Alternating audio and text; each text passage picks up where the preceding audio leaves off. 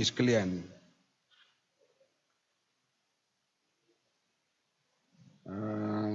Seorang intelektual Mesir,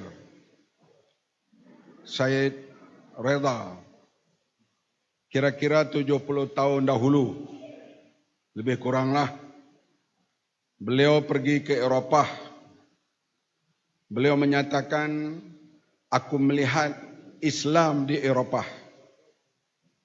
Tetapi orang Islamnya tidak ada. Said Rashid Reda. Ini ungkapan lebih kurang 70 tahun dahulu. Dan mutaakhir ini seorang pensyarah daripada George Washington University meletakkan bahawa negara yang berakhlak Islam, kebanyakannya negara-negara barat. Kalau di sebelah sini New Zealand, Finland, Norway, Sweden, Denmark, di antara top 10 berakhlak Islam. Bahkan lebih hebat lagi, apabila ada ungkapan researcher, penyelidik mengatakan Al-Quran diturunkan di Madinah dan di Mekah. Sebagian besar isi kandungannya dilaksanakan di Jepun. Presiden PAS, Ustaz Hadi takkan tak baca ini semua. Kamu hari ini mengatakan bahawa siapa bercakap Rasuah Hal Zambaki ini seolah-olah alat barat. Kalaulah kami menjadi alat barat untuk menentang rasuah, kami berbangga. Ini sepatutnya kita bersifat fastabiqul khairat. Kita hendaklah berlomba dengan negara barat yang kita ini Islam, ya'lu wa la yula alaih. Islam lebih tinggi. Tetapi apa yang berlaku? Inilah yang sebenarnya berlaku kira-kira 100 tahun dahulu. Cucu saya loh. Lebih kurang 100 tahun dulu, lahirnya pahaman komunis dan sosialis. Di antaranya munculnya orang seperti Karl Marx, Lenin dan sebagainya, meletakkan agama sebagai candu masyarakat. Opium. Kerana waktu itu berlaku revolusi industri, ketidakadilan berlaku terhadap para pekerja, ada yang sakit tak diberi cuti, cuti tanpa gaji tidak ada, keadilan sosial tidak berlaku, muncul pejuang-pejuang keadilan sosial, menuntut hak-hak pekerja, hak-hak keadilan. Padri-padri menyokong kapitalis, menyokong za-za pemerintah-pemerintah waktu itu yang menindas rakyat. Akhirnya muncul satu pahaman menentang agama itu dan dianggap agama sebagai candu. Dan sekarang muncul semula di Malaysia ini. Orang agama sekarang ini sedang menjual candu supaya rakyat berkhayal dan boleh terima rasuah dan penyelewengan. Inilah penyakit yang paling besar dalam masyarakat kita sekarang ini. Inilah yang menyebabkan umat Islam tertinggal di seluruh dunia. Bila soal amar ma'ruf nahi mungkar, terutama apabila junjungan kita Nabi Muhammad sallallahu alaihi wasallam menyebut bahawa jikalau Fatimah mencuri, nescaya aku potong tangannya. Takkanlah Sayyidatina Fatimah hendak mencuri. Beliau seorang yang begitu hebat, diletakkan sebagai ummu abiha, ibu kepada bapaknya. Takkan nak mencuri. Tetapi sabda itu untuk menunjukkan bahawa tak ada diskriminasi dalam kehidupan manusia ini. Siapa yang melakukan kesalahan perlu dihukum perlu dibawa ke mahkamah dan perlu diadili. Inilah Islam bertapak dan naik ke muncak dan memimpin dunia satu ketika. Sekarang hadirin sekalian, beban itu ada kepada Parti Amanah Negara. Seperti kata saudara yang berhormat Khalid dan Izham tadi, kita kena memikul tanggungjawab ini, yaitu untuk meletakkan kembali Islam sebagai rahmat untuk semua. Bukan dilihat Islam penghalang kepada keadilan, kepada dilihat sebagai membawa kemunduran dan sebagainya. Ini perlu kita tegaskan, perlu kita julang kembali. Malaysia kita tahu, kita terima sistem demokrasi berparlimen. Ini perundingan dibuat oleh pejuang ataupun orang-orang terdahulu sebelum merdeka sehingga merdeka. Kita menerima parliamentary demokrasi. Sebab itulah kita puas hati, tak puas hati bila rakyat memilih, kita terima mereka sebagai kerajaan. Kita sedar bahawa pilihan raya yang pertama, walaupun pemimpin-pemimpin golongan kiri, pemimpin parti Islam merengkok dalam penjara, ditekan dan ditahan. Pilihan pertama tahun 55, parti Islam menang hanya satu. Parti-parti kiri yang lain menang terlalu sedikit, sedangkan mereka lah yang terseksa melawan British. UMNO menang, Perikatan menang. Kita terima kerana itu pilihan rakyat. Kemudian seterusnya berlaku pilihan tahun 59. Kita lihat bagaimana sistem demokrasi itu kita menang. Iaitu PAS waktu itu memerintah dua negeri, Kelantan dan Terengganu. Perikatan terima kemenangan di Kelantan dan Terengganu karena ia menang melalui sistem pilihan raya. Kemudian pilihan raya terus berjalan daripada penggal ke penggal. Sampailah berlaku krisis di Kelantan. Berlaku pilihan raya selepas darurat 3 bulan. BN menang, kita terima. Karena itu keputusan yang dibuat oleh rakyat, PAS hanya tinggal 2 kerusi. Kita bergerak kembali membina kekuatan. Tinggal 2 kerusi waktu itu. Kita terima keputusan rakyat. Kemudian datang pilihan raya tahun 90. Kita pun tahu kita dapat menguasai Kelantan dan Terengganu. UMNO, Barisan Nasional terima keputusan rakyat itu. Karena ini sistem yang kita pilih. Begitulah seterusnya setiap kali pilihan raya. Usaha tebuk atap ini bermula secara agak hebat bila berlaku keputusan pilihan di Perak, di mana kita lihat mulalah mereka mengambil pemerintahan itu cara membuat perubahan kepada wakil rakyat dan berubahlah pemerintah. Tetapi di peringkat federal masih kekal dengan, iaitu siapa yang dapat parlimen majoriti mereka lah yang memerintah. Sampailah ke pilihan raya 2018. Pertama kali kita lihat parti pemerintah Perikatan kemudiannya Barisan Nasional tewas. Oleh kerana Pakatan Harapan menang melalui pilihan raya. Menang melalui sistem yang diterima di Malaysia. Kita lihat tak ada masalah. Kita masuk menjadi menteri waktu itu. Pegawai-pegawai kerajaan bekerja sama dengan baik. Kalau ada seorang dua itu perkara biasa secara umumnya. Mereka terima ini adalah mandat rakyat.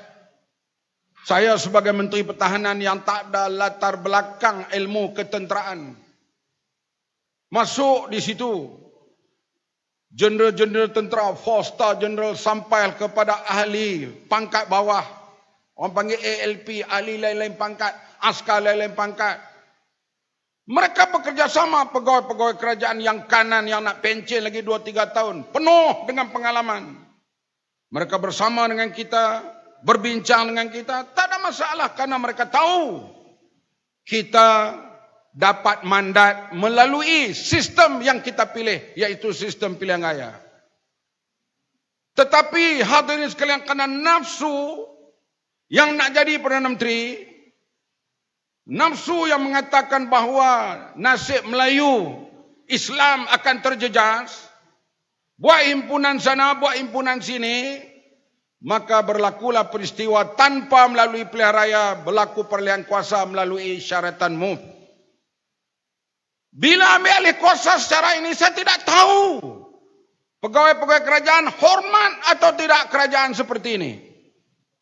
Saya nampak mereka manis di depan saja. Sebab mereka tahu kamu bukan yang mendapat mandat. Rakyat pula pada waktu itu terpinga-pinga. COVID-19 menyerang. Saya sendiri yang hilang menteri. Kalau saya turun ke jalan raya, orang kata ada kepentingan. Rakyat pula nak keluar COVID. Tapi kalau berlaku di negara barat atau di Jepun atau di Korea, saya yakin 1 juta akan keluar ke jalan raya tidak menerima kerajaan yang diambil alih tidak melalui pilihan raya. Sebab akibat buruknya rakyat akan pikul. Sekarang rakyat mula terima akibat buruk itu. Inilah sekarang. Menteri-menteri dia buat kerja, kata buat kerja, Perdana Menteri tak boleh buat apa. Karena Perdana Menteri under siege. Bol dia dipegang. You ambil tindakan pada kami tarik 6 orang, you jatuh. Sebab itu kita lihat, sekarang ini, bila berlaku peristiwa terhadap Azam Baki, Mahyudin tak mau mengaku. Orang ni tak mau mengaku. Orang ni kata bukan aku. Karena mereka tahu, kerajaan yang dibentuk itu, the coalition of member of parliament, bukan mandat rakyat. Kita lihat bila berlaku peristiwa banjir mengejut. Kita pun tak sangka banjir berlaku seperti ini. Orang ni terperangkap, orang ni terperangkap 12 jam, orang ni terperangkap, saya sendiri terperangkap 8 jam. Macam-macam cerita. 3 hari pertama macam tak ada kerajaan. Masalah dia yang naik air. Bukan api yang membakar hutan. Bukan soal pelancong yang dirompak di mana-mana hotel. Soal air.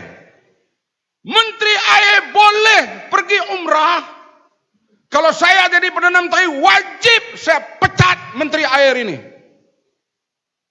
Tuan Ibrahim, sebut nama lah senang. Umrah ni sunat.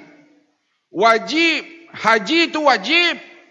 Kalau terhalang perjalanan atau uzur, haji boleh tangguh. Ini umrah. Tapi beranikah Ismail Sabri pecat Menteri Air? Berani atau tidak? Tobat tak berani. Karena dia ada 12 orang, 18 orang. Kalau pecat menteri kami tarik 18 orang, kamu jatuh. Perdana Menteri keempat pula. Sebab itu menteri-menteri lain pun begitu. Dia nak cuti 2 bulan di New Zealand kah? Dia nak pergi ke mana kah? Perdana Menteri tengok. Dia tak berani buat apa-apa. Kenapa? Karena mereka bukan dapat mandat rakyat. Mereka ambil melalui syaratan MUF. Ini bahaya menghancurkan sistem negara. Soal Pakatan Harapan, saya tengok senarai kelemahan kerajaan Pakatan Harapan. Yang dikeluarkan bila kita sebut saja, mereka senaraikanlah apa kelemahan kerajaan Pakatan Harapan. Saya setuju. Lemah di sana, tak buat ini, okey. Kempen betul-betul, pilihan raya 5 tahun, jatuhkan kerajaan Pakatan Harapan. Itu caranya. Bila ambil di tengah jalan begini, pelabur asing tengok, wartawan asing tengok, dunia antarabangsa tengok. Sidang-sidang antarabangsa sudah tentu menteri-menteri kita yang pergi tidak berwibawa. Kalau kita dulu pergi, mereka hormat kita. Yo kamu yang baru menang, yang menewaskan kerajaan 60 tahun. Mereka respect kita. Saya yakin sekarang tak ada siapa nak respect lah. Ini yang keadaan kita lihat sekarang ini. Sebab itu nak memulihkan sistem politik di Malaysia ini bukan senang. Bukan senang. Pertama sekali kita nak buang ni stigma pahaman agama dan bangsa yang tak betul ini. Kita lihat, nama saya tak ingat.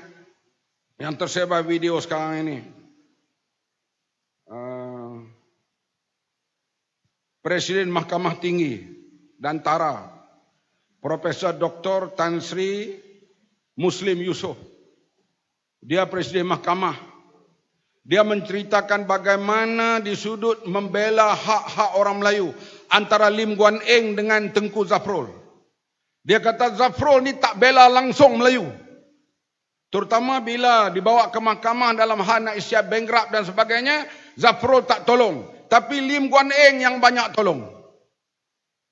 Sebarkan video ni.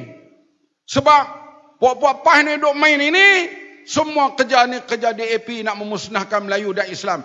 Yang memusnahkan Melayu dan orang melihat Islam itu kotor, lemah sekarang ini, perbuatan kamu, PAS dan UMNO. Antara sekalian ni perkara besar ni nak buang minda yang begitu rosak. Kemerdekaan yang dicapai sejak tahun 57, sistem yang berjalan bukan sempurna, tetapi kita anggap agak baik. Pilihan raya diadakan 5 tahun sekali, rakyat boleh menilai kerajaan itu nak sokong atau tidak. Kalau kita nampak demokrasi tak sempurna, kita turun ke jalan raya, buat bersih dan sebagainya, supaya demokrasi berjalan dengan baik. Bila keputusan pilihan raya kita patuh dan kita terima, tunggulah pilihan raya akan datang pula. Ini sistem yang berjalan sejak tahun 55 sampai 2018. Sekarang kerosakan ini bukan senang nak baiki ini.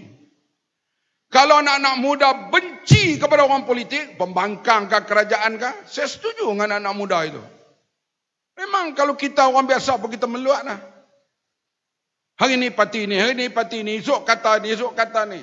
Sebab itu seperti kata yang Muhammad Khalid Samad tadi, akta lompat parti mesti diperkenalkan di parlimen sebelum pilihan raya akan datang. Kita desak supaya dibuat dalam parlimen yang akan datang, iaitu pada bulan 3.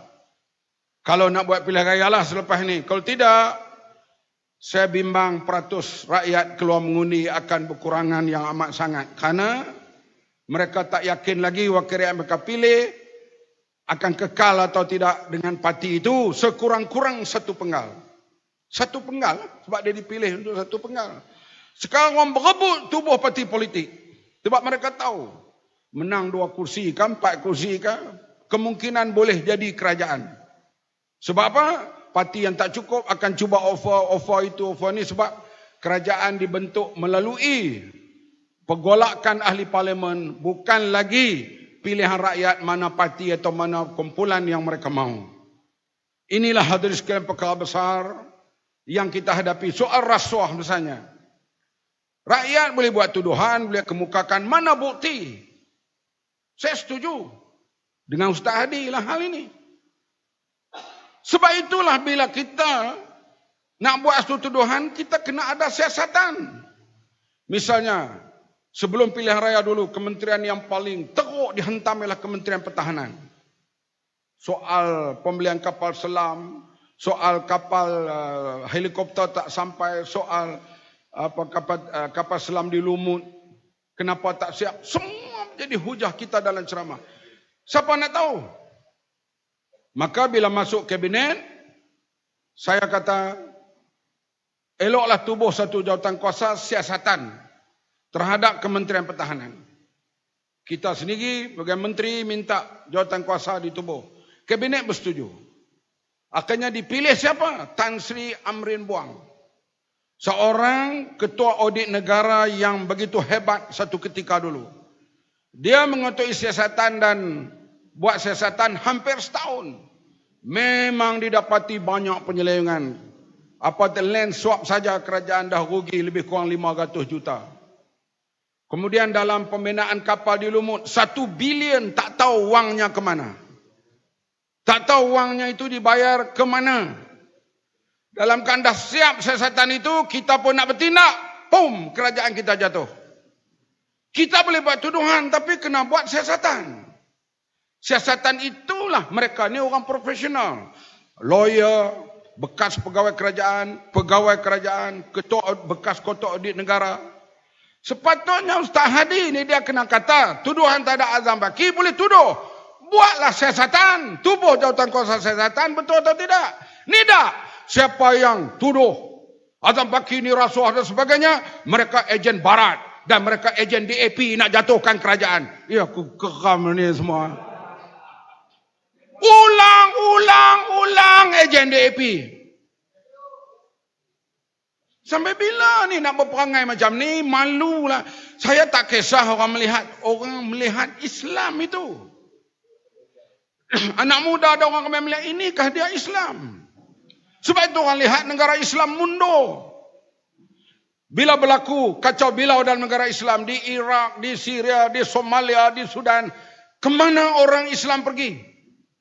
Pergi ke Eropah. Siapa menerima mereka? Jerman, Sweden, UK. Ini negeri-negeri. Bahkan juta orang Islam berada di sana. Kenapa mereka tak lari ke negara-negara orang Islam? Sebab negara orang Islam dalam keadaan yang lebih teruk. Ekonominya tidak stabil. Tengok apa yang berlaku di Afghanistan. Menjadi tanggungjawab kita semua untuk mengangkat semula Islam ini. Yang pernah satu ketika memimpin dunia. Tapi kalau ada otak macam lebay-lebay ni, yang saya sebut selalu, kita kena kembali ikut agama yang dibawa oleh Nabi Muhammad SAW. Bukan agama lebay-lebay. Lebay Mesir kah, lebay Saudi kah, lebay Iraq kah, lebay Malaysia kah, serupa ya. Kena kembali ikut ajaran yang dibawa oleh Nabi Muhammad SAW yang pernah melahirkan satu tamadun yang memimpin dunia satu ketika yang lalu. Ya, sekarang ini kita kena pulihkan kehancuran demokrasi di Malaysia ini. Kehancuran mandat yang berlaku melalui syariatan Muh. Dan kita harap apa yang kita buat termasuk pindah akta lompat dan pilihan akan datang, rakyat bebas memilih dan kita harap rakyat keluar mengundi sekali lagi beramai-ramai untuk memilih yang mereka lihat, mereka pilih satu wakil rakyat, sekurang-kurang dia bertahan dalam parti yang dipilih itu 5 tahun. Kalau dia nak keluar boleh, dia kena bertanding semula, dipanggil recall election. Di tempat itu dia kata aku menang bukan kerana amanah. Aku menang kerana aku Khalid Samad. Tak apa, dia keluar mana dia bertanding. Khalid Samad lawan dengan siapa-siapa lah. Tiba-tiba dia menang lagi. Sah, Khalid memang hero. Seperti abangnya Syahril Samad. Kerana dia keluar daripada UMNO buang dia, dia bertanding atas bebas, cap kunci dan dia menang. Tapi kita tahu hampir umumnya orang itu menang kerana parti, bukan kerana individu. Kalau dia nak letak jawatan, dia nak keluar parti lain, maka perlu dibuat pilihan raya semula di kawasan itu, iaitu dia perlu dapat mandat baru. Ini yang cadangan-cadangan kita dalam akta lompat parti yang akan dibincang tadi. Yang penting bagi kita, Islam dan martabatnya perlu diangkat semula. Jangan ikut lebay-lebay, tambah hak lebay Shah Alam tu lagi gila. Dia hantam tabung haji ni habis-habisan bila Ketua Audit Negara menjelaskan apa yang berlaku. Ketua Audit Negara lah menjelaskan apa yang berlaku tabung haji. Dia tak minta maaf sepatah pun sampai hari ni. Oh, dia kena halilintar. Tak kena badan dia, kena cermin mata aja. Aku tak pernah jumpa lah lebay yang bohong macam ni sekalian. Ni adalah sekor di Shah Alam. Inilah patutnya bila dia kata saya dah menerangkan hal tabung haji dalam kuliah saya melakukan kesalahan. Bila laporan audit dikeluarkan tentang tabung haji, saya minta maaf lah kalau apa-apa pandangan saya sebelum ini silap. Tobat dia tak kata. Orang inilah hantu sekali yang meracuni fikiran-fikiran orang Melayu dan orang Islam, menyebabkan orang melihat Islam itu terkongkong. Bukan Islam itu rahmatan lil alamin. Hari ini pembuka bicara ceramah kita akan buat terus lepas ini. Mobilisasi dalil akan terus supaya kita terus memberi penerangan dan menjawab tuduhan-tuduhan yang diberi kepada kita semua. Sekian dulu setakat ini pembukaan medan kita untuk kita gempur memberi penerangan sehinggalah pilihan raya akan datang dan malam ini kita mulakan di Shah Alam, parlimen bertuah kita ini. Wabillahi taufiq wal hidayah. Wassalamualaikum warahmatullahi wabarakatuh. Waalaikumsalam warahmatullahi wabarakatuh. Takbir!